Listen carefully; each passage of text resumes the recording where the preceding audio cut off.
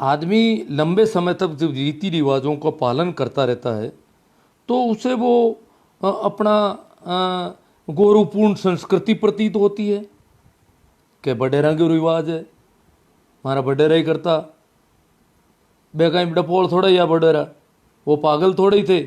और हमारी पुरानी गौरवपूर्ण संस्कृति है। अब गौरवपूर्ण संस्कृति के नाम पर तो हम पता नहीं कितनी बेहूदगियाँ हमें करनी पड़ती है, अक्सर देखते हैं हम। तो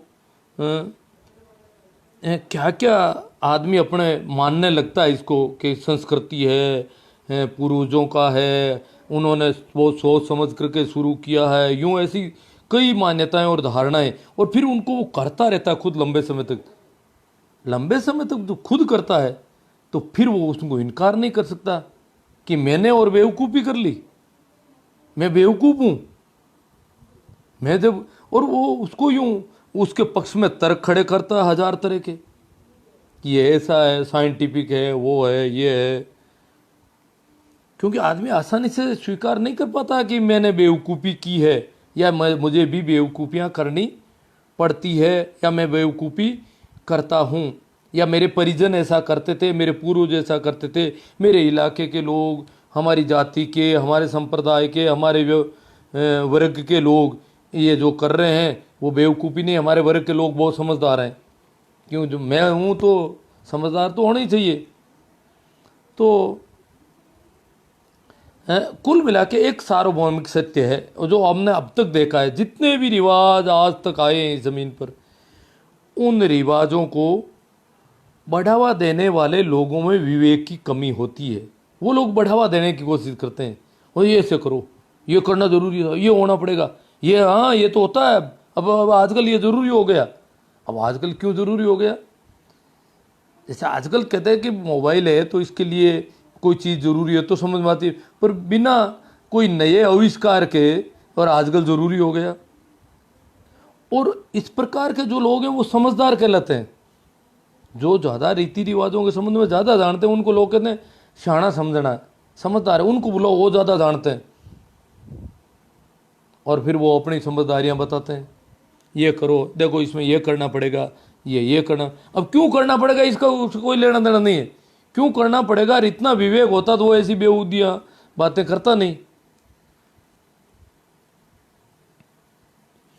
अब किसी भी जो जितने भी ज़्यादा जो तेज दिमाग के बौद्धिक क्षमता के लोग हैं वो तो चुप हो जाते हैं ऐसे मामलों में। वो तो कहते हैं भाई रिवाज अब हम तो जानते नहीं, भाई पता नहीं क्या है, क्यों है, क्या है, कैसे है। तो वो विशेषकर मोटी बुद्धि के लोगों को वहाँ लाना पड़ता है परामर्श के लिए, और फिर वो बड़ा परामर्श देते हैं, ये करो, ये करना है। वो बड़े काम के लोग होते हैं, वो ठीक ठीक जानते हैं रिवाजों को कैसे करना है। तो आज का जो ताज़ा रिवाज है जिस पर मैं ये लाइव सेशन शुरू करने की जिसने प्रेरणा दी, एक हादसा हो गया हमारे इलाके में। रिवाज है बक्स ट्रंक, जो बक्स होता है कपड़े रखने का, वो देने का रिवाज पिछले 8-10 सालों में या 7-8 सालों में हमारे इलाके में वो तेज़ी से बढ़ा एकदम से। कब देते हैं, कैसे देते हैं, उस पर चर्चा करते हैं अपन। इसका मैंने पहले भी जिक्र किया कि ये बहुत बड़ी कुरीति हमारे इलाके में नई नई हुई है, और ये आने वाले दिनों में बहुत नुकसानदायक होगी, नुकसानदायक अभी भी हो रही है। मैंने पहले उसके नुकसानों के बारे में भी बात की। वो क्या है कि हमारे यहाँ जब बहन बेटी के रिश्ते में कहीं पर भी कुछ लेन देन करने के लिए जाना पड़ता है, कई तरह के लेन देन है, शादी भी है, मुकलावा भी है, सावा भी है, बच्चा होने पर भी है लेन देन, और उसके कोई एक्सपायर हो गया, दादी ससुर, दादा ससुर, ससुर सासू, तो वहाँ पैरावणी के कपड़े और वो सारा सामान ले जाना होता है, और मायरा होता है, ऐसे कई कार्यक्रम है। तो उनमें क्या किया कि पहले तो यूँ जितने वो घर से कपड़े ले जाते थे, कुछ लोगों को साथ में ले जाते थे 100-200 आदमी को, तो वो भी सारे उसको बहन बेटी को कपड़े देते थे। तो उन सब कपड़ों की गांठ बांध के और पकड़ा देते थे, क्योंकि उन कपड़ों में से उनको आगे बांटने पड़ते थे कुछ कपड़े, यूँ करके वो बिखर जाता था मामला, और उन कपड़ों से ही कपड़ों को बांध देते थे। ये ऐसा रिवाज था। फिर हो सकता है किसी ने या किसी बहन बेटी ने भैया से कह दिया हो कि भैया आपके वहाँ अच्छी संदूक मिलती है तो संदूक ले आना, कपड़े रखने के लिए मेरे संदूक की कमी है, या कैसे भी हो, या किसी ने यूं ही कह दिया कि गांठ में क्या बांधना है, संदूक ही खरीद लो। अच्छी सी संदूक खरीद के ला के रख दी बीच में। अब 1000 लोग देख रहे हैं संदूक को। तो अब दूसरा जो बिना संदूक वाला पास में गांठें लिए बैठा है, क्यों जो पैरावनी वगैरह होती है, एक बुजुर्ग मरता है तो कई जगहों से आती है, तो एक ने संदूक रखा है बड़ा सा, एक कपड़ों की गांठ बांधे रखा है, वो वीडियो कैमरा और 1000 लोगों की आंखें, और यूं करके बाकी वालों के यार वह तो संदूक ले आए। दूसरी बार तो फट संदूक चलन हो गया, रिवाज हो गया। अब उनको पूछे क्यों भाई, कहाँ जरूरत है, अगले के कपड़े वैसे बढ़ जाएंगे, आगे जाकर वो संदूक खाली पड़ा रहेगा घर में। और संदूक एक नहीं, ननियाल वाले ला रहे हैं उसके, धर्मेला भाई बने हुए हैं, वो 2 संदूक और लेके आ गए। अब मैं कह दूं कि मैं सगा रिश्ता है नहीं लूँगा, और ताकि कौन जानो कि नहीं हम जो को नहीं, धर्मेला लावे नांदेरिया लावे, इतनी तो मोटा पे संदूक थाना तो जरूरी है ले जाओ, था एक बड़ बुंडा कौन लाए जो हम दे।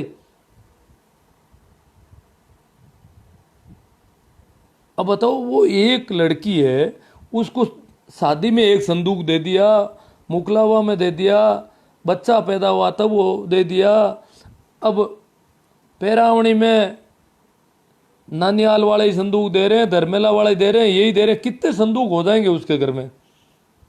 हर तो वो उसके उनके कपड़े इधर उधर बिखर जाते हैं, सारे इधर देने पड़ते हैं उनको। तो ये यूं करके ये इस प्रकार के संदूक, मैंने इस पर इतने दिन तक मुझे पता नहीं था कि इन संदूकों में मरने लग जाएंगे बच्चे गिर गिर के। तो मैंने कहा भाई ये संदूक इकट्ठे हो रहे हैं, एक घर में 3 बहुएं आ रही है, 3 बहुओं के अगर 10-10, 5-5, 7-7 संदूक आ रहे हैं तो घर क्या होगा, कबाड़ खाना बन गया पूरा घर। अब संदूकों को धूप में रखें या उनके लिए अलग से घर बनाएं, कितना महंगा पड़ रहा है ये संदूक। और इस प्रकार का रिवाज हमारे इलाके में अभी 8-10 साल में हुआ। अब कोई बिना संदूक के तो कैसे खड़ा रहेगा वहां पे, कैमरे, 1000 लोग, और संदूक तो जरूरी है। तो इसके लिए अब और कोई उपाय नहीं, मैं ये कहता हूँ भाई वहां से वहां मांग लो कोई संदूक, और वापस खाली करके वो इधर उधर किराए पे लाओ। टेंट वालों को कह दो कि संदूक रखें, ताकि किराए पे लाके और कपड़े खाली एक बार दिखाने के लिए और फिर टेंट में जमा करवा दो। या घरों में क्यों भीड़ कर रहे हो लोगों की, संदूक पर संदूक, संदूक पर संदूक, उनको ऊपर उतार के खोलना हो और अगर अंदर कुछ रखा हो तो कैसे निकाला जाए। एक घर में कितने संदूक हो सकते हैं। तो ये एक बेजा रिवाज हो गया। अब कोई कह दे, मैं तो क्या कहूँ, मैं तो कपड़ों की भी कह देता हूँ, गहनों की भी, सभी चीज़ों की कहता हूँ, इसलिए मेरी तो कोई सुने नहीं। पर सुने भी कैसे, क्योंकि मैं तो सब चीज़ों, पर मैंने कहा भी कपड़े कोई बात नहीं, आपका पुराना रिवाज। मैंने संदूकों का काफ़ी कई जगह कहा, मैंने कहा यार ये नया मत शुरू करो आपने बेवकूफ़ियाँ पहले भी बहुत करे कि यार तो गलत है ही को नहीं, संदूक गलत क्यों, बिल्कुल नया लेटेस्ट है। बाकी वालों को तो उनको ही पता है, क्यों जो पुरानी होती जाती है, कोई भी रिवाज पुराना होता है तो धीरे धीरे जिनकी थोड़ी थोड़ी शार्प बुद्धि होती है उनको लगता है ये तो कुरीति हो गई, ये तो कुप्रथा हो गई। क्योंकि प्रत्येक रिवाज अंततः कुरीति प्रतीत होने लगता है हर एक आदमी को धीरे धीरे। प्रत्येक रिवाज, कोई भी रिवाज ऐसा नहीं है जो धीरे धीरे कुरीति या कुप्रथा नहीं दिखाई देने लग जाता हो, परंतु टाइम लगता है। ये संदूक वाला बिल्कुल लेटेस्ट रिवाज और तेजी से फैला गया, इसकी संख्या बहुत बढ़ गई। कपड़े ननियाल वालों को ही देने पड़ते हैं, ननियाल वाले भी कपड़े लेके आ रहे हैं, धर्मेला वाला भी लेके आ रहा है, वो भी 50-100 आदमियों को लेके आ रहा है, वो भी 100 को लेके आ रहा है, तो सभी संदूक लेके आ रहे हैं। अब अगले कर्म फूटे अगले के, मकान दूसरा बनाओ संदूक रखने के लिए, कितना महंगा सौदा हो सकता है। और ये जो ट्रेजेडी हुई है वो तो आपने देखी होगी, वो अखबार की खबर, यहाँ गांव में अड़ाई गांव में कोई मेघवाड़ों के हुई है।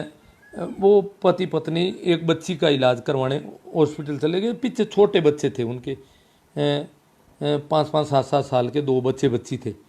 तो उन बच्चे ने वो संदूक तो खूब पड़े हैं घर घर में, खाली संदूक पड़े हैं बेकार बिना मतलब के। तो उन्होंने संदूक को उठाया, ऊपर खोला और वो खेल करने के लिए उसमें अंदर उतर गए थे। संदूक भी वो आजकल ऐसी स्टाइल के आगे कि वो अपने आप ऊपर पड़ता है तो लॉक लग जाता है। तो बाहर से तो उन्होंने पहले पता नहीं कैसे खोल लिया होगा, लॉक का कोई गुटका होगा। अंदर उनको कुछ दिखाई नहीं दिया, बच्चे हैं, और दम घुट के एक मर गया। घर का दरवाजा उन्होंने, घर वालों ने कह दिया था भाई अंदर से बंद रखना, कोई आए तो खोलना मत।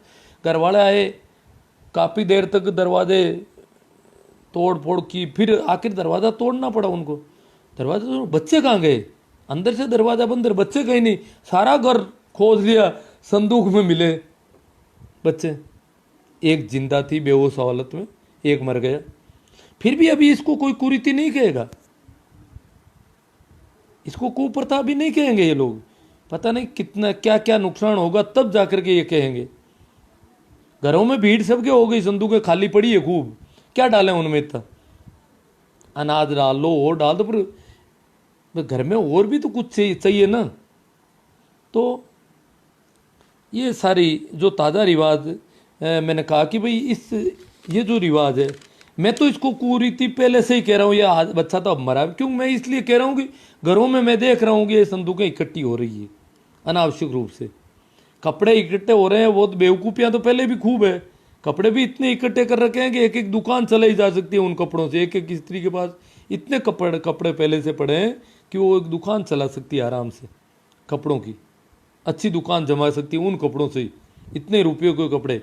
पर अब संदूकें और हो गई उनकी, और फिर संदूकें, कपड़े इधर उधर हो जाते हैं, कम पड़ जाते हैं, संदूकें खाली इकट्ठी हो रही है, उनमें ये बच्चे और मारने हैं इनको।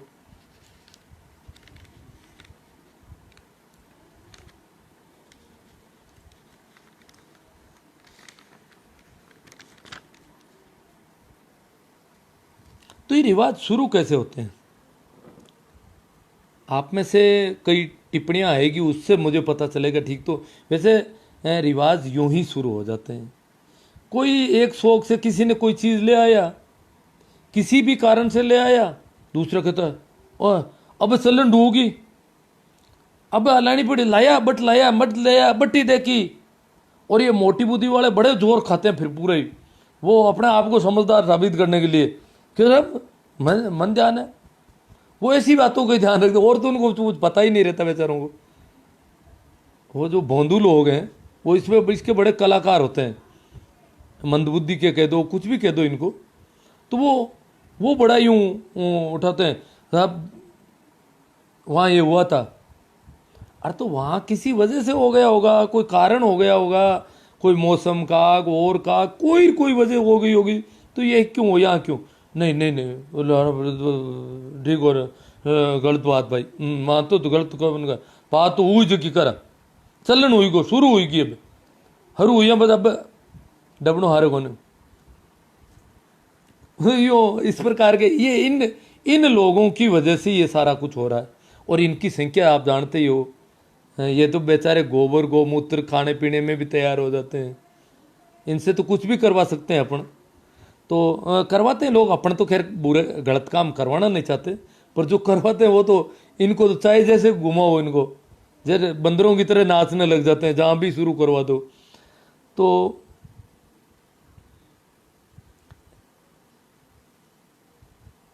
ये जो जितना ज़्यादा रीति रिवाज में झगड़ा हुआ आदमी होता है उसको आगे बुलाया जाता है ऐसे कामों में, और उसको कहते हैं हेणा हमजना, श्याणा, समझदार।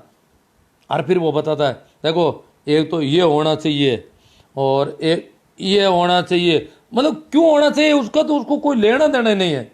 उसने कहीं मैंने वहाँ देखा था, अब उसके पास एक ही तर्क है कि मैंने वहाँ पर ऐसा देखा था, वहाँ पर देखा था इसलिए यहाँ पर भी यही होगा। अरे वहाँ पर क्यों किया गया उसका कोई कारण और कोई लेना देना नहीं इनको। तो आगे मैं ले रहा हूँ। तो ये रिवाज इस प्रकार शुरू होते हैं। आपकी तरफ से जो टिप्पणी आएगी अपन और चर्चा करेंगे उन पे, और बहुत अच्छा रहेगा सेशन मेरे हिसाब से। टिप्पणियों से अच्छा हो जाएगा, और नहीं तो वैसे अब तक भी ठीक ही हुआ है। अब एक मैं कमेंट ले रहा हूँ, बहुत ही महत्वपूर्ण आदमी है मेरी इस फेसबुक मित्र सूची में, और बहुत ही कमेंट तो उनका बहुत बेहुदा था, परंतु आदमी बहुत कीमती है। अभी जुड़े हुए होंगे शायद वो कह रहे थे मैं जुड़ूंगा। हुक्मा राम जी बादू कपूरिया के हैं। उन्होंने लिखा बिस्तर कपड़े रखने के लिए अलमारी हो तो ठीक रहता है। उन्होंने मतलब इसको कहा कि भाई अलमारी में बंद, अलमारी में भी हो सकता है, वो अंदर खींच के बंद हो सकते हैं बच्चे तो, पर इन्होंने कहा अलमारी हो तो ठीक रहता है। फिर इन्होंने कहा जरूरी नहीं बक्सा दहेज का हो, उन्होंने कहा जरूरी नहीं है बक्सा दहेज में ही मिला हो। इनको पता नहीं कि हमारे यहाँ दहेज की जरूरत नहीं है, बक्से तो बिना दहेज ही आ रहे हैं पैरावणी में, और में बक्से ही बक्से आ रहे हैं रोज घरों में। तो ये चलन पड़ा निकल पड़ा, हो सकता है और भी कुछ इलाकों में ऐसा हुआ होगा, नहीं तो हो जाएगा। ये बीमारी इतनी संक्रामक है और तेजी से फैलती है, क्योंकि आज तो वैश्वीकरण का युग है और दूर दूर इधर उधर लोगों का जाना होता है। ये कोई भी मोटी बुद्धि का इधर से उधर आया और वो यहाँ से वहाँ ले जाएगा सारा कचरा। तो इन्होंने कहा कि जरूरी नहीं है बक्सा दहेज का हो, बिस्तर कपड़े रखने के लिए खरीदा हुआ भी हो सकता है। इन्होंने कहा कि वो जो बच्चा मरा ना, वो कपड़े रखने के लिए या बिस्तर रखने के लिए खरीदा हुआ होगा। तो फिर मैं तो आप जानते हो बहुत ही रहमदिल नहीं हूँ बिल्कुल। मैं तल्ख टिप्पणी की, मैंने बहुत तल्ख टिप्पणी की इनकी इस टिप्पणी पर। मैंने कहा जरूरी नहीं है, जरूरी वही होगा जो आपके भेजे में बैठता होगा। मैंने बहुत तल्ख टिप्पणी की उनको। मैंने कहा ये कपड़े रखने के लिए या बिस्तर रखने के लिए अगर संदूक खरीदनी है तो बिस्तर रखे क्यों नहीं, कपड़े क्यों नहीं रखे? या कपड़े बाद में खरीदेंगे, बिस्तर बाद में खरीदेंगे, पहले संदूक खरीदिए, क्योंकि बाद में बिस्तर और कपड़े कभी खरीदेंगे, उनको कहाँ रखेंगे, इसलिए पहले संदूक ला के रख दी ताकि अभी बच्चे घुस रहे अंदर। इनको पता नहीं कि हमारे यहाँ का रिवाज पता नहीं था, इसलिए इन्होंने यूँ अपने कोशिश की ऐसा कुछ करने की। इनको पता नहीं कि यहाँ तो संदूक ही संदूक पड़े हैं घर घर में। तो मेरी इतनी तल्ख टिप्पणी के बावजूद इनका संयम और इनकी मेरे बुद्धिमत्ता, जिसका मैं कायल हूँ कि इनकी समझ, बहुत अच्छी समझ से इन्होंने जवाब दिया। इनकी एक और टिप्पणी थी, उस पर भी मैं तो तल्ख की रहा, पर इन्होंने कहा मुझे ज्ञान नहीं है। अगर कोई आदमी ये कह देता है कि मुझे इतना ज्ञान नहीं है, तो समझ लेना चाहिए उस आदमी को जरूर कुछ ज्ञान है, वो कुछ समझता है, ये तय है। क्योंकि कभी भी ना समझ ऐसा स्वीकार नहीं कर सकते कि मुझे ज्ञान नहीं है। जो जितना ज़्यादा ना समझ होता है वो कहता मैं सब जानूँ, मन सब ठा माँ की इंसानों को ने। जितना ज़्यादा बोंदू होता है वो ज़्यादा जानकार बताता है अपना आप। तो इसका मतलब मैं मानता हूँ कि भाई हुक्मा राम जी की समझ का स्तर काफ़ी अच्छा। इन्होंने कहा मुझे इतना ज्ञान नहीं, और आपकी बातों से बहुत कुछ हमें सीखने को मिलता है, और आपका लाइव ज़रूर सुनूंगा ताकि कुछ पता चले। मतलब इन्होंने इतनी मेरी तल्ख टिप्पणियाँ को बिल्कुल इजीली ले लिया, तो ये इनकी समझ का स्तर दर्शाता है। तो इतने कीमती आदमी हैं और इनके कमेंट को टाला नहीं जा सकता।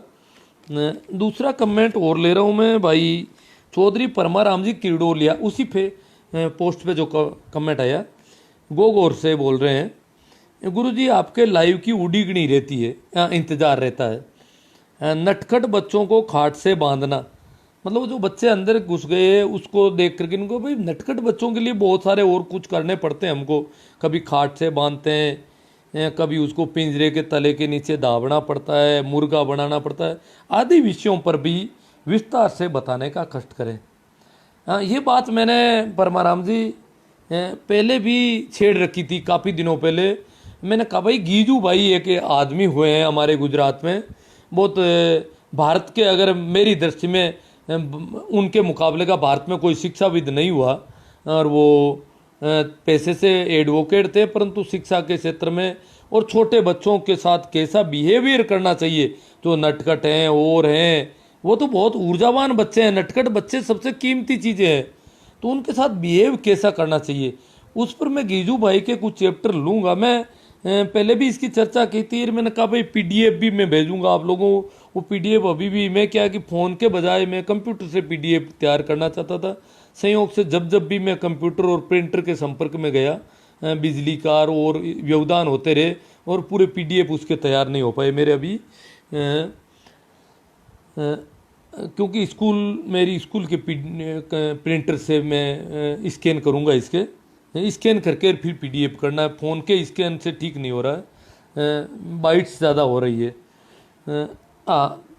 तो वो उसके पीडीएफ तो देने ही है आपको। वो बहुत ही कीमती किताबें है, वो किताबें बाज़ार में मिल नहीं रही है और उनमें से कुछ किताबें मेरी खो गई है।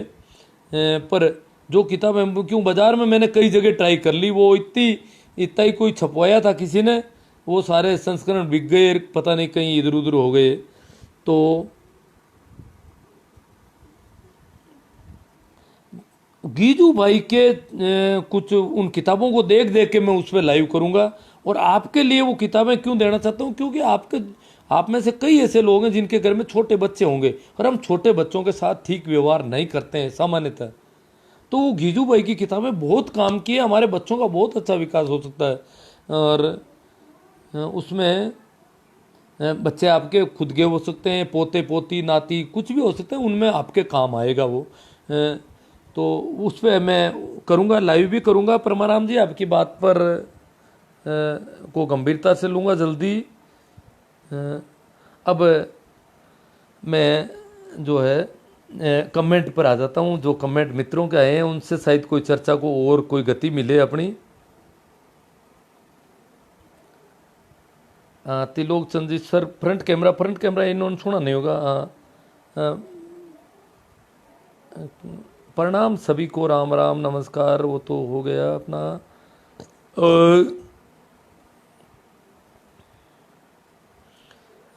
सरजीत सिंगानिया कह रहे हैं आप क्या कहना चाह रहे हैं, वो तो आप पूरा सुनोगे तो ही पता चलेगा, बाकी मुझे तो पता ही नहीं किस बाबत पूछ रहे हैं आप।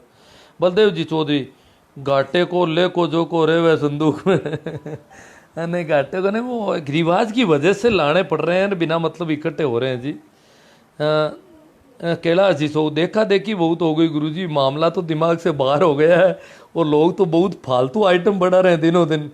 वास्तव में कैलाश जी ने बहुत संजीदगी से कमेंट किया है, बहुत गंभीर कमेंट है।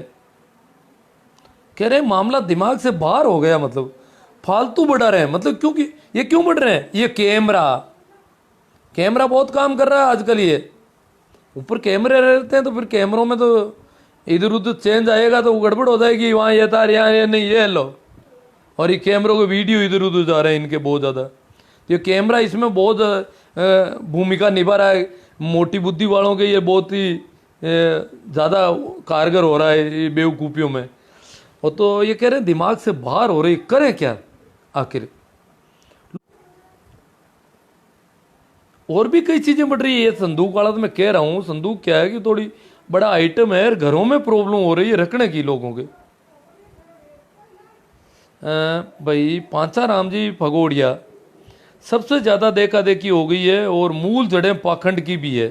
हाँ पाखंडर वो सारे ही हैं सब। जय माता जी, जय हिंदुस्तान। बंसी खूरा कहते हैं इन सब की जड़ें पाखंडवाद नहीं, इसमें सबको पाखंड में नहीं। जो नया हो रहा है उसको कैसे दिखावा है, पर ये थोड़ा जो आदमी की वो मंद बुद्धि जो है ना, जो बौद्धिक क्षमताएं कमज़ोर है, वो हावी होने बहुत गलत है। सही में जो बौद्धिक क्षमता अच्छी है, अच्छे बौद्धिक स्तर के लोग हैं, उनको पूछा जाना चाहिए। वो अगर कह देते हैं कि भैया ये तो फालतू है, किसी ने कर दिया, नहीं कर क्या जरूरत है, उनकी बात माननी जानी चाहिए। तवज्जो में वो तो बोलते ही नहीं बेचारे, सारे के सारे चुप हो गए, करे क्या। वो तो बोलते ही ये हावी हो जाते हैं बेवकूफ़ ज़्यादा, क्योंकि इनके पास मत ज़्यादा हो जाते हैं एकदम से। रायचंद जी नायर, गुरु जी आज आपने बहुत ही सुंदर विषय लिया, सबसे पहले आपको बहुत बहुत धन्यवाद। आजकल खासकर गाँव में अनेकों नए नए रीति रिवाजों का असर देखने को मिलेगा, जैसे दहेज प्रथा, सती प्रथा तो खत्म हो गया सब। अनावश्यक उपवास, मूर्ति विसर्जन, मूर्ति स्थापना, बहुत सारे रिवाज आ गए और आपको सारे लिखने लगूँ तो लंबी लाइन हो जाएगी। ठीक है साहब। मुल्तान जी बेनीवाल पारिवारिक रिवाज के अनुसार परंपरागत है। अब कहीं टकाई क्या वे तो भाई केड़ा जी सो गाँव में नए नए नियम आते कहाँ से हैं गुरुजी, और बहुत जल्दी प्रचार भी हो जाता है। वो क्या है कि कोई किसी कारण से कोई कुछ करता है। भाई किसी ने साइकिल लिया है, मैं एक छोटी सी बात कह रहा हूँ, क्या है कि कहानी है, एक छोटे बच्चों के छोटे छोटे थे, उसमें उनके माँ बाप अकाल मौत मर गए, छोटे छोटे बच्चों के। बड़े हुए धीरे धीरे, वो पूरे बड़े हो गए, इधर उधर लोगों से संपर्क हुआ, दूसरे बच्चों से हुआ, फिर देखा कि लोग तो वहाँ फेरी देने जा रहे हैं, ये कर रहे हैं, वो कर रहे हैं। फिर हर घर में कोई पूजा पाठ और हो रहा था, तो कह रहे थे भाई इष्ट देवता है ये, इस घर के हमारे परिवार के ये देवता है जो परिवार की रक्षा करते हैं, पता नहीं जिंदा रखते हैं, इनको मरने नहीं देते हैं। तो यूँ इधर उधर देखा तो उन्होंने कहा यार हमारे तो मर गए अचानक, अब पता ही नहीं हमारे क्या क्या होता था, हमारे परिवार का इष्ट देवता कहाँ क्या, इधर उधर उन्होंने कहा कहीं दिख नहीं रहा है। तो उन लड़कों ने,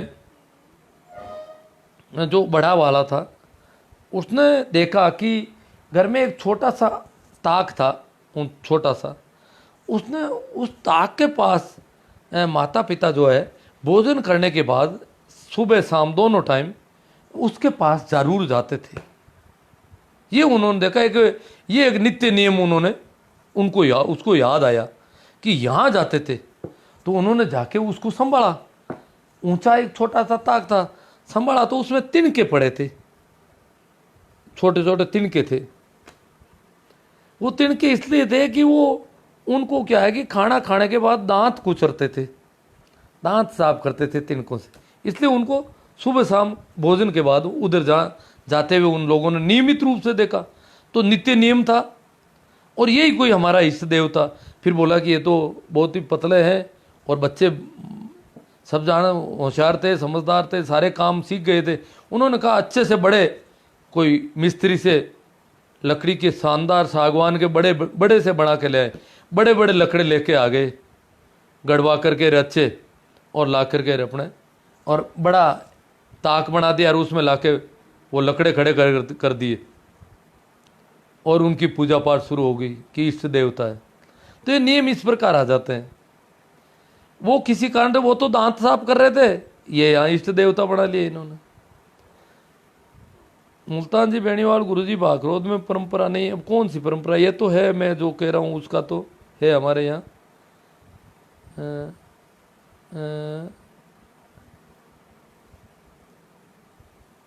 भाई सीताराम जी बेड़ा कह रहे हैं कि कपड़े नहीं देने चाहिए क्योंकि ये किसी के काम नहीं है, आगे से आगे निकाला जाता है, अनावश्यक पैसे लगते हैं कपड़ों के स्थान पर। पैसे बहुत अच्छी बात है, पैसे दे देने चाहिए, और संदूक के स्थान पर भी पैसे दे देने चाहिए, क्योंकि संदूक आ गई तो बीच का स्थान हो गया, पहले संदूक नहीं थी इसलिए अब संदूक का भी स्थान बन गया। कपड़ों का स्थान तो पुराना है, अब संदूक का स्थान हो गया। तो इसके भी सीताराम जी ने सही कहा है भाई इसके भी पैसे दे दो, भीड़ तो बंद करो, कुरीतियों को बंद करना बहुत ज़रूरी है। और आज के समय को देखते हुए अनावश्यक खर्च बंद हो, खर्च बच्चों को पढ़ाई पर खर्च करें। आप जनता को जागरूक कर रहे हैं, आपको बहुत बहुत धन्यवाद। धन्यवाद सीताराम जी, आपने भी बहुत ही अच्छा शानदार कमेंट लिखा है। और इनके स्थान पर पैसों की, जो बहुत लंबे समय से लोग कह रहे हैं भाई पैसे दे दो पैसे दे दो, पर अब भाई सुभाष जी जलवानिया, सामान रखने की जगह नहीं होती घर में, इतना सामान दे देते हैं देश में, लेने वालों को रखने की समस्या हो जाती है वो तो। अब देखो उन्होंने बड़े बड़े सोफे दे दिए, फर्नीचर दे दिए, अब कहाँ रखोगे, मकान बनाओ अलग से उनके लिए। अब उनको तो कचरे के पैसे लगे नहीं ज़्यादा, 50-60 हज़ार में, 1-2 लाख में ले आए, मकान बनाओगे तो 20 लाख और लग जाएंगे आपको। ये दिक्कत और खड़ी कर देते हैं, मुसीबत में डाल रहे हैं दूसरों को, कचरा इकट्ठा करके ले आते हैं कहीं से। श्रवण भाकल, पुराने ज़माने में तो संदूक की जगह पोट बांधते थे, आज भी पोट बांधने चाहिए। हाँ भाई श्रवण, पोट बांधते तो कोई दिक्कत नहीं, वही कपड़े उनसे ही बांधा रहे, बस उन्हीं में से एक कपड़ा निकाल के उससे बांध देते थे, कपड़े गांठ बांध देते कपड़े की, पोट या गांठ। पर अब तो बीमारी गड़बड़ हो गई भाई श्रवण, देख लो, आप देख ही रहे हो सब जगह। और ये थोड़े से वर्षों में हुई है यार, इतनी तेजी से फैल गई है कि पूछो मत। अब भाई इन्होंने बहुत बड़ा कमेंट, पता नहीं पहले से कोई सेव कर रखा है, टेक दिया। इस लाइव से हटकर कमेंट है, ये मानसिक बीमारी के संबंध में मेरी समझ विकसित होने के बाद छुआछूत के खिलाफत हो गया हूँ। भाई भोमरा जी गोदारा बाड़मेर से है, वो कह रहा है मैं छुआछूत के बहुत खिलाफ हो गया हूँ। हाँ तो ठीक है, अच्छी बात है, होना भी चाहिए। परंतु आज मैंने छुआछूत को बहुत करीब से देखा कर पाया। पूरी सुबह का समय था, मैं घर पर स्टडी कर रहा था, खटखट की आवाज़ आई, रूम से बाहर आया बच्चा। हाँ वो देखा है मैंने, ये कमेंट पहले भी आ गया आपका। सर इस पे अभी, इस पे या तो पूरा सेशन ही करें अपन कोई। भोमाराम जी आपके उद्गार अच्छे हैं। हाँ भाई श्यामलाल जी, कैलाश जी, सो गांव के कुछ चुनिंदा लोग ही लेकर आते हैं और दूसरों पर थोप दिया जाता है। हाँ कुछ चुनिंदा लोग शुरू में लाते हैं, फिर वो सबके शुरू हो जाता है जी। मुल्तान गुरु जी इनका आप कारण खोजना। अब कारण से क्या होगा अब। हाँ रायचंद जी नागड़ी, गुरु जी आज आपने बहुत ही सुंदर विषय लिया है, पहले आपको बहुत दिन। ये दोबारा कर दिया इन्होंने कमेंट, या सामने दोबारा आ गया। हाँ भाई शिवराज सिंह जी रुलानिया, आजकल तो पढ़े लिखे लोग भी अंधविश्वास में जकड़े हुए हैं, उनको कुछ सिखाओ। अजी पढ़ने से बिल्कुल अनपढ़ भेड़ें चराने वाले बहुत ही गजब की बातें कहते हैं कई, और इनके बिल्कुल काटते हैं कि ये तो बहुत गलत है। इन्हें कई परंपराओं के बिल्कुल सख्त विरोध में बोलते हैं ना। ये पढ़ने लिखने से बुद्धि जो मोटी है वो तो मोटी रहेगी, अल्प बुद्धि है वो पढ़ने से कोई बुद्धिमान थोड़ा ही बन जाता है।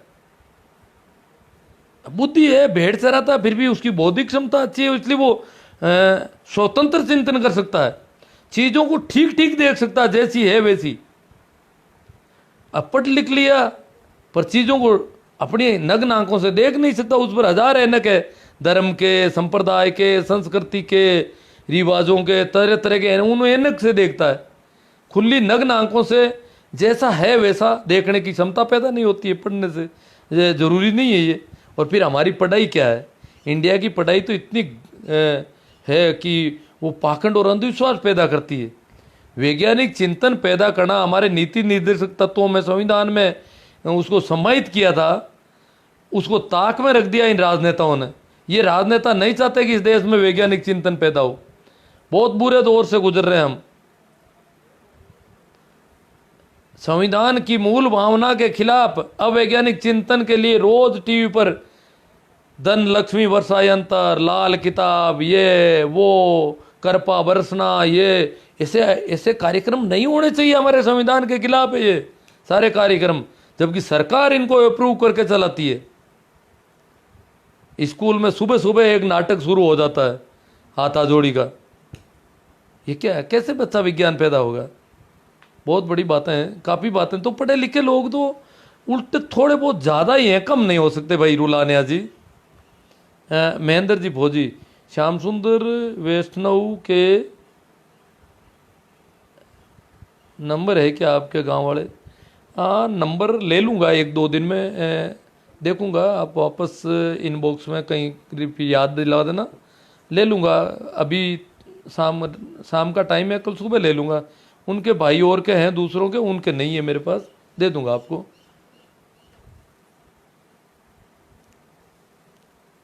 ईश्वर जी सारण कह रहे हैं बहुत ही शानदार विषय चर्चा गुरु जी।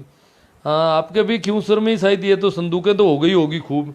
ये क्या नागौर के लोहारों ने स्पेशल संदूकें बनाई थी थोड़ी बहुत, और उसके बाद ये काम शुरू हुआ है। नागौर के जो कारखाने हैं वहीं से खिंसर में सप्लाई होती है शायद मेरे हिसाब से। मुल्तान बेनीवाल, गुरुजी दहेज प्रथा तो बंद होनी चाहिए। अब देखो मुल्तान जी आप तो कह रहे हो, पर अब क्या बताएं, मेरे तो कई लाइव आए हुए हैं इससे पहले, दहेज प्रथा पर भी चर्चा हुई है खूब। चौधरी परमाराम जी, 2-2.5 लाख के मुफ्त के दहेज सामान को रखने के चक्कर में 20 लाख का मकान बनाकर अपने बच्चों को कर्ज में डुबोया जा रहा है। अब ये मानसिक कुरीति कैसे मिटे। बहुत ही गजब समझ है साहब आपकी, परमाराम जी को बहुत ही अच्छी। मतलब ये 2-2.5 लाख का कचरा, देश का कचरा है, काम नहीं आ रहा है, उसके घर में पहले से वो सारे सामान पड़े हैं जो ज़रूरत के, और भी ज़रूरत होगी तो वो ले आएंगे, पर वो पता नहीं कहाँ से कचरा इकट्ठा करके लेके आते हैं और उसके घर में डाल देते हैं, बेचारे के थोप देते हैं उसके ऊपर, और फिर वो कचरे को ढोता है ज़िंदगी भर, इधर रखता है कभी उधर रखता है, उसमें सब टाइम बार हो जाता है, तिथि बार हो जाता है, क्योंकि नई चीज़ें आते हैं, नए वर्जन आते हैं, उनको कौन पूछता है, वो तो कचरा ही रहता है ज़िंदगी भर। और उसके लिए मकान बनाओ, उसको बेच नहीं सकते, उसको बदला बदली नहीं कर सकते, सारे बंधन है उसके ऊपर। तो ये मानसिक कुरीति कैसे मिटे, कितना मकान बनाना पड़ता है। चौधरी परमाराम जी मेरी बात से बिल्कुल मतलब इतने सहमत हो रहे हैं। भंवर लाल जी, जो पैसा देश में खर्च करते हैं वे पैसा शिक्षा में खर्च करें तो बहुत शिक्षा में है तो कर दो साहब। भंवर लाल जी, वो देश तो जरूरी है ना, शिक्षा तो जरूर कंपलसरी थोड़ी है, कोई शिक्षा कंपलसरी नहीं है हमारे यहाँ पर। कंपलसरी वो दूसरी चीज़ें हैं। समाज नहीं कहता है कि आपके बच्चों को पढ़ाओ, किसी समाज के आदमी ने आज तक किसी को नहीं कहा कि तुम बच्चे को क्यों नहीं पढ़ा रहे हो, स्कूल भेजो अपने बच्चे को, पढ़ाना पड़ेगा। आपका बच्चा साइंस लेने लायक है, इसको साइंस पढ़ाई जाइए, आपके बच्चे को वहाँ भेजा जाना चाहिए, आपकी बच्ची अमुक शहर में अमुक एजुकेशन लाइन में जानी चाहिए। वो तो बहुत दूर की, ये तो एडमिशन भी नहीं करवाने की बात करते कि बच्चे को पढ़ाना नहीं पढ़ाना। समाज का कोई रिवाज नहीं है पढ़ाने का, ये तो लोगों को खुद के दिमाग खराब हो गए तो बच्चों को पढ़ाने लगे। बाकी समाज में ऐसा कोई रिवाज नहीं है कि बच्चों को पढ़ाया जाए। समाज तो बेवकूफ़ों की भीड़ चाहता है समाज में। भाई जोधाराम जी, नानिया पढ़ने से कुछ नहीं होती, बुजुर्ग के लोग कहा करते थे, सो सुनार की रेख लुहार की, पता नहीं। Okay sir.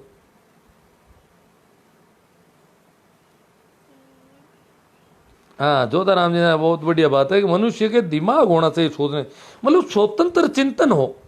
ये नहीं कि वहाँ देख लिया और वहाँ से सुन लिया और यहाँ से सुन लिया, खुद का स्वतंत्र चिंतन हो, सीधा सीधा जैसा है वैसा देखने की क्षमता पैदा हो, ये होना चाहिए सबसे बड़ी। ईश्वर जी सारण, मेरे को एक बहुत बड़ा संदूक मिली है, रखने की समस्या हो रही है। ईश्वर जी अभी तो संदूक मिली है, पर अब पैरावणियों में और आएगी, कई संदूक है, आपको एक संदूक से काम नहीं चलेगा। और अगर धर्म भाई वगैरह बना रखे हैं ननियाल वाले, पता नहीं कितनी आएगी, अब देख लो। अब आपको ध्यान रखना पड़ेगा, रखने की समस्याएं बढ़ती जाएगी। ये रिवाज बहुत खराब हो गया है। बजरंग लाल जी, आखिर ये देश की कुप्रथा कैसे शुरू हुई, कहाँ से शुरू हुई? ये तो शुरू तो क्या है कि छोटे मोटे बर्तन भांडे, ये कहाँ था जी, मेरे देखे बर्तन था, मिट्टी के बर्तन देते थे देश में, ये पीतल ये नहीं थे, कांसे वगैरह कुछ नहीं थे। हमारे गाँव में मैंने एक बुजुर्ग डोकरी थी, उसके मिट्टी का शादी का बर्तन उस ज़माने तक जिंदा था। हाँ, मेरी माँ की शादी हुई या उनके साथ वाली औरतों की शादी हुई, उनको पीतल के बर्तन दिए थे। वो पहले पहले ही थे, पीतल और तांबे के शुरू हुए थे उन दिनों। उससे पहले की जो तो पीढ़ी थी, जो 10 साल पहले की पीढ़ी थी, उनको कभी पीतल वितल का कोई बर्तन नहीं मिला था।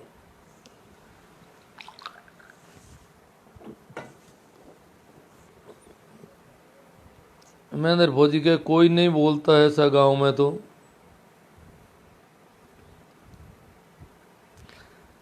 भोमराज जी गोदारा बाड़मेर से कहते हैं, छुआछूत के विषय पर लाइव सेशन करने की कृपा करें सर।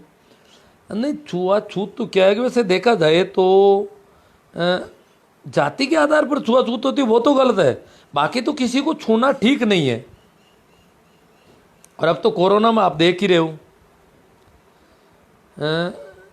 छूना अच्छी बात, छू तो उससे पहले हाथ वगैरह पूरे बिल्कुल साबुन से साफ होने चाहिए दोनों तरफ से, अन्यथा छूना कोई अच्छी बात नहीं है। और वो जाति आधारित छुआछूत है, वो तो बहुत गंदी परंपरा है। उस पर देख करें क्या करेंगे, किए है, मेरे लाइव में आई है, चर्चाएं तो हुई है उन पे। और ये गर्म हो गया मेरा, इसको ठंडा कर रहा हूँ मैं, पानी लगाना पड़ेगा।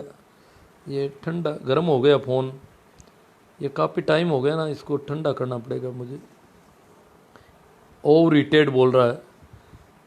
हाँ, तो शिक्षित और जागृत में रात दिन का अंतर होता है। महेंद्र जी पुनर कह रहे ना, ये बात है। अब है मीकू मारवाड़ी जी बोल रहे हैं, आजकल के पैसे वाले अमीर आदमी अपने आप को बड़ा दिखाने के लिए ज़्यादा दहेज की मांग करते हैं। हाँ, मांग वाला भी तो बहुत कम है, पर हो सकता है कहीं। और फिर दहेज का सामान प्रतिभोज वाले दिन गांव वालों को दिखाते हैं कि हमको बहुत दहेज मिला है। हाँ, ये आजकल क्यों, काफ़ी वर्षों से है वैसे तो। हाँ, भंवरा राम जी पूनिया बोल रहे हैं, पता नहीं सौभाग्य की दुर्भाग्य कि आज के हिंदुस्तान में किसी भी मंदिर निर्माण के लिए चंदे की बात करो तो करोड़ों रुपए खर्च कर दिए जाते हैं, जबकि उसी पैसे का उपयोग कोई इंस्टीट्यूट या खेल कूद के लिए, संस्थान के लिए लगाए तो कितना बेहतर हो। लेकिन मानसिकता वहीं की नहीं निकल पा रही है। दुर्भाग्य या सौभाग्य तो कैसे होगा? सौभाग्य तो अभी इस देश का पता नहीं कब शुरू होगा। अभी तो दुर्भाग्य में के गहरे गड्ढों में डाला जा रहा है। ये राजनेता लोग ये क्या कर रहे हैं सारे, बहुत गंदे लोगों के हाथों में देश है।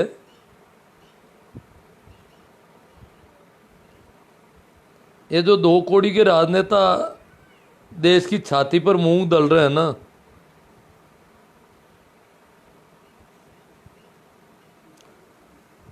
70 साल की आज़ादी और इतना अच्छा संविधान, हमारा जो कॉन्स्टिट्यूशन है दुनिया का बेहतरतम कॉन्स्टिट्यूशन है।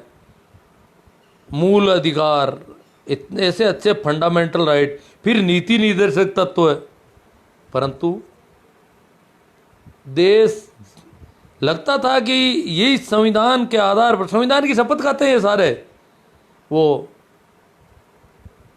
चाहे किसी भी खानदान वाले हो, ये सारे या बिना खानदान वाले हो, सभी संविधान की शपथ खाते हैं और सभी अंधविश्वास और पाखंड को बढ़ावा देते हैं।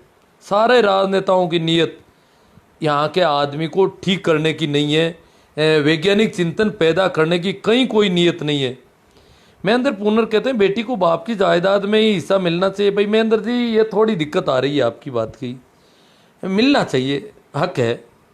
अगर बाप के पास बहुत अच्छी जायदाद है, बेटी को कहीं भेज दिया और उसको दिया नहीं जा रहा तो ठीक नहीं है, परंतु जिन लोगों के पास खेती जैसी चीज़ें हैं, और भारतीय खेती पहले भी छोटी जोत की समस्या की शिकार है।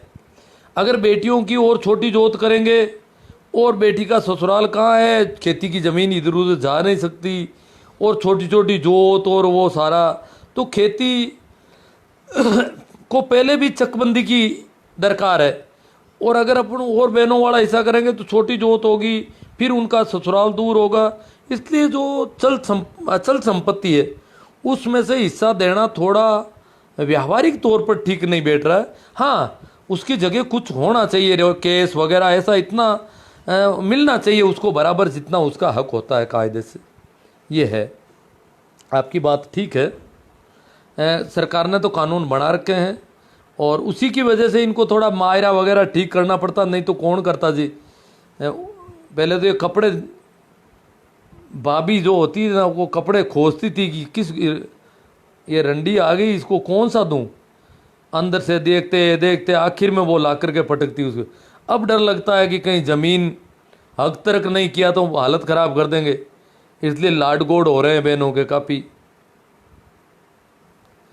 गुरुजी, दहेज प्रथा, मायरा, पैरावणी, मृत्युभोज की बातें काफ़ी समय से लोग सुन लेते हैं, कह देते हैं, लेकिन अपने पे कोई नहीं लेता। अगर 1 से 2 और 2 से 4 लोग अपने पे लेते हैं, नहीं, मृत्युभोज पे काफ़ी हो रहा है साहब रायचंद जी।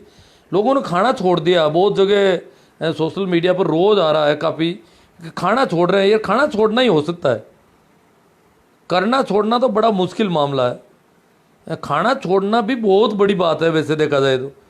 इतनी भीड़ के बीच में बिना खाए उठ जाना, लोग तो मुंह टिकाने की कोशिश करेंगे, फिर भी वहाँ से निकलना। तो ये जो इतने लोग कह रहे हैं कि हम नहीं खाएंगे आज से, तो ये काफ़ी बड़ी क्रांति हो सकती है मृत्युभोज के मामले में। तो आपके बाकी वालों में तो अभी कुछ नहीं हो रहा है।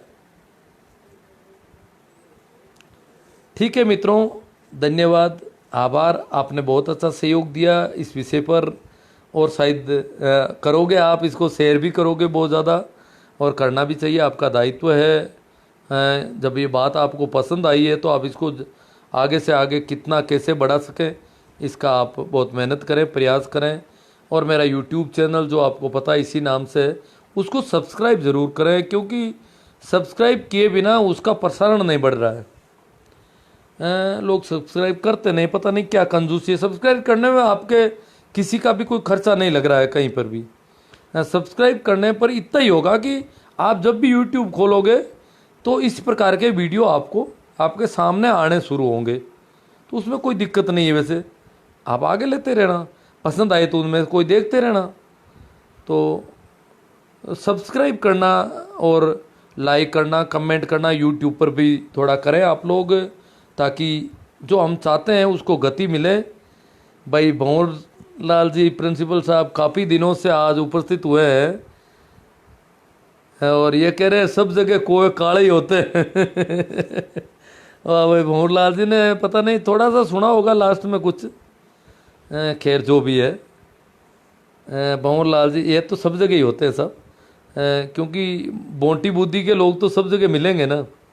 भंवर लाल जी कह रहे हैं, दूसरे भंवर लाल जी हैं, ये कह रहे हैं शादी समारोह में ज़्यादा कपड़े का ढेर लगा देते जाते हैं और अच्छा पैसा देते हैं, वो तो अच्छा रहते हैं। हाँ, कपड़े की जगह पैसे देते हैं ना। तो गुड नाइट हो गया महेंद्र जी की तरफ से। और ठीक है, अब कमेंट नहीं ले सकेंगे। अंत में एक बार फिर आप सभी को मेरा प्रणाम, राम राम, नमस्कार। शेयर करना नहीं भूलें। और विभिन्न ग्रुपों में, अगर बड़े बड़े ग्रुपों में जिनमें हज़ारों लाखों लोग हैं उनमें शेयर करेंगे तो बात और ज़्यादा बढ़ेगी। और यूट्यूब वाला भी याद रखें जो जो मैंने बातें की आपसे। ठीक है, थैंक यू।